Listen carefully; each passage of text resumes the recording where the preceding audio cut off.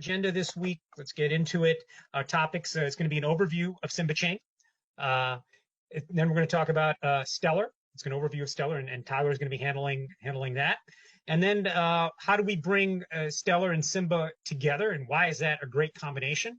And we're going to be talking about that.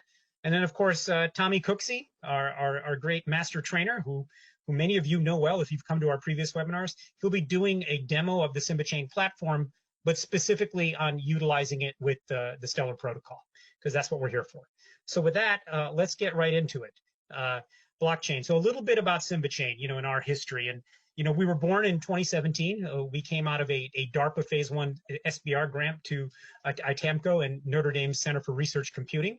That was one of the DARPA's first blockchain solicitations they put out in 2016. And for those of you who may not be familiar with DARPA, they're a very, very famous Defense Advanced Research Projects Agency, very, very famous technology research agency associated with the U.S. government that has funded a lot of the primary and blue sky research that you hear about going back to the mid-20th century, the first computing chip through the early days of the internet, through autonomous vehicles and the like in more recent times. And in 2016, they started getting into blockchain, and Simba was born out of that solicitation.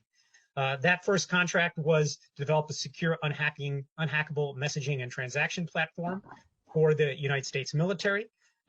Since then, the company has grown its footprint within the DoD and the broader U.S. federal government, and also outside the government. Our community includes, rank and file, citizen developers of all stripes, really, certainly the commercial enterprise sector, and also the education sector. And that's a very key community for us increasingly as well. And we'll touch on that a little bit, on why education is so important to us, because it really fits into our broader approach towards innovation, and blockchain innovation in particular, to enterprise systems where actual people live, where actual production systems currently exist, is really important. So that connecting component is really critical. And then finally, you got to be able to scale for real world production. You need a system that can work in concert with the production systems that are already existing. Innovation does not happen in a vacuum. You got to be able to, for instance, you got to be able to do real data analytics, because no one is going to fund something, certainly not fund something at scale, if you can't actually be able to get something out of it. So our new approach based on GraphQL and our graph-based database approach, so you can be able to do recursive searching through the blockchain, across tiers within a blockchain and across blockchains, is also really important. So ultimately, what is our approach to innovation? What is our kind of how do you create a healthy blockchain innovation ecosystem? You do it by democratizing, you accelerate, you connect, and you scale. So that is the kind of the summary of our approach and the way our platform can support you. And of course, a key partner in that is Stellar. So with that, I will take a breath. That's the introduction. I'm going to move out of the panelist role into the moderator role and move things over to our good friend Tyler. So Tyler, I believe you will be sharing the screen and talk about Stellar, and then we're going to bring it back and talk about why Stellar and Simba are great together. Super duper. Are you switching over to my screen here? Yes, we will be doing that in a second. Bear with us. You are a presenter. All right, fantastic. Let me know when my screen is up. It is. All right. Fantastic. Well, hey everyone, my name is Tyler Vanderhoeven. I'm the Ecosystem Evangelist at the Stellar Development Foundation. If you're interested in some of the things that we're talking about today, particularly as it relates to finance, be sure and follow me on Twitter at TYVDH. Let's talk a minute about Stellar itself, or the Stellar Development Foundation. So there's a foundation made up of about 70 employees right now that build Stellar. We're split between San Francisco and New York City.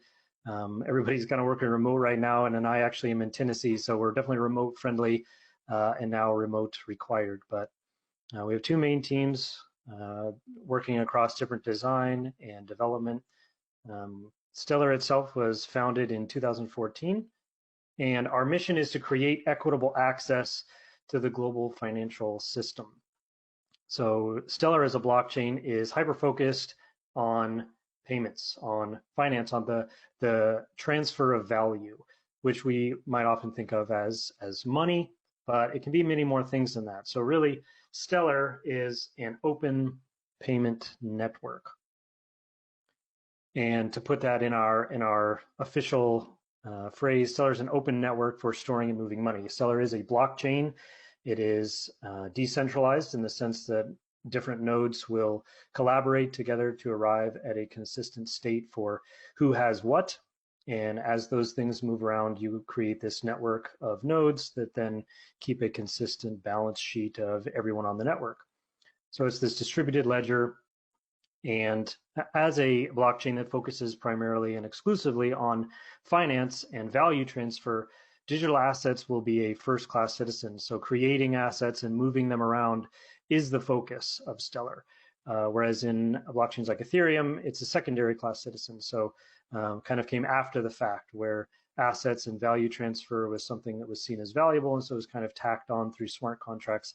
Within Stellar, we don't have a Turing complete language. We simply have assets that are moving around, which allows us to be very quick and very efficient. So you can send transactions around the world for fractions of a penny. It's very cheap, very fast, and focused on finance. And then we also have a decentralized exchange built in, which sounds like, oh, okay, great, whatever. But this is actually incredibly powerful. Having all of these things built in, you essentially have a global economy built into a single point of entry, where if you have value, you can begin to trade and access and move that value around fluidly all through digital, this blockchain. It's the email of money, if you will. We would never think that it would be odd. It would be very odd if I tried to send you an email, but oh, you use Outlook and I use Gmail and now we can't transact. It'd be very odd to think like that, but oftentimes in money, that's exactly how it is, where I can't pay you because you don't have PayPal, you don't have access to the value store that I have, US dollars. So we're trying to bring the innovation that email did, bring that to finance. So we have lots of different folks, as Stellar is not itself a currency that's trying to replace other existing financial architecture. We're simply trying to connect existing financial architecture. And so as such, we have a large collection of partners and individuals and enterprises that partner with us that build on top of Stellar to connect existing financial architecture all together so that this system can work globally by moving this value across everyone in the world. So super excited to be here. Simba is a great partner, very excited with what they're doing, particularly as it relates to smart contracting and building out tooling, as Stellar is going to be focused on the payments and the ledger and keeping everyone in tune and in sync.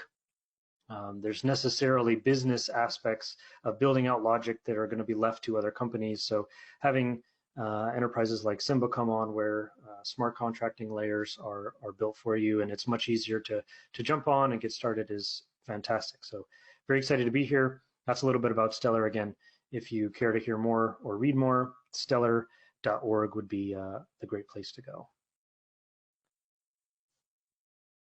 Great. Into the table, and this idea of assets being a first-class citizen, Tyler, that you had mentioned, and maybe you can elaborate on that some more. And I think what I'm hearing, Tommy, you can elaborate that our approach to smart contracting and kind of being able to write robust smart contracts across a variety of contexts, why that is a good fit, with a unique fit with Stellar's approach to assets being first-class citizens. Sure.